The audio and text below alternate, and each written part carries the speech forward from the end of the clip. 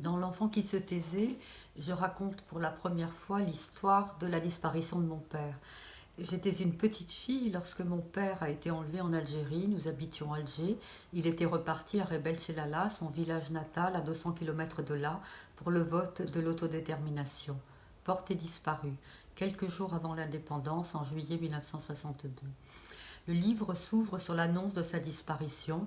Cela a été un instant de bascule, bascule personnelle, existentielle, familiale et bascule de l'histoire. La disparition a été longtemps recouverte d'une chape de silence. Concernant mon père, était-il vivant, était-il mort, où retrouver son corps? Chape de silence également sur l'ensemble des disparus, français, juifs, musulmans, harkis.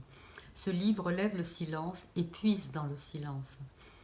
J'ai d'ailleurs mis très longtemps avant de relier ce qui est arrivé à mon père et à notre famille à la guerre d'Algérie. Une guerre qui n'était pas nommée d'ailleurs. Il était impensable d'imaginer les causes de la disparition, comme il était impensable de parler de mort.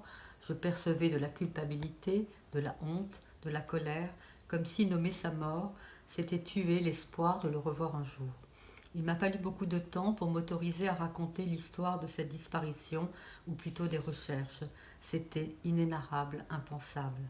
Le problème avec les disparus, c'est qu'on n'en parle pas. Et pourtant, ils sont omniprésents. Leur histoire est muette, sans parole, interdite et recouverte de secrets. Mon père était devenu un personnage de légende, d'une légende familiale, mais aussi d'une légende dans son village, comme je vais le découvrir au cours d'un voyage que je raconte dans le livre. J'ai donc écrit à partir des traces, des objets, et j'ai relié ces traces à la vie du disparu, comme une traduction de l'intraduisible, avant que ces traces ne disparaissent, pour construire une mémoire qui peut se dire, se lire et se transmettre. Une mémoire faite de trous et d'oubli. Mes recherches sur la disparition de mon père ont suivi ce chemin de l'oubli et de la mémoire.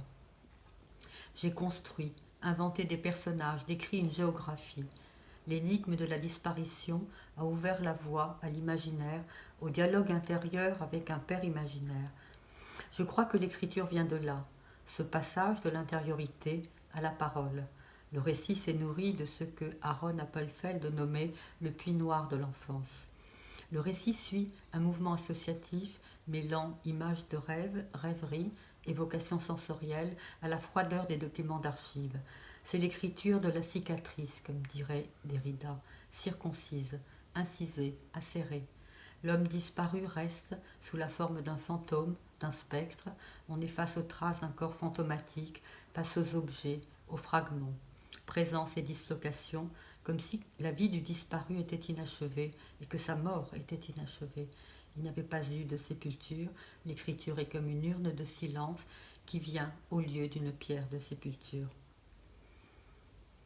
Le fil narratif du récit, ce sont les recherches effectuées par ma mère, à travers toute l'Algérie pour retrouver mon père. Le reste est imagination, à partir des bribes de mémoire.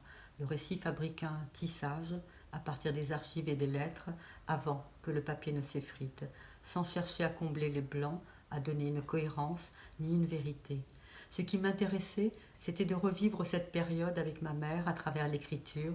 Je voulais redonner vie, mettre des visages, des voix, dessiner un paysage, des lieux, soulever les odeurs. En écrivant ainsi, la mémoire de l'enfance a ressurgi. Je vous remercie pour votre lecture.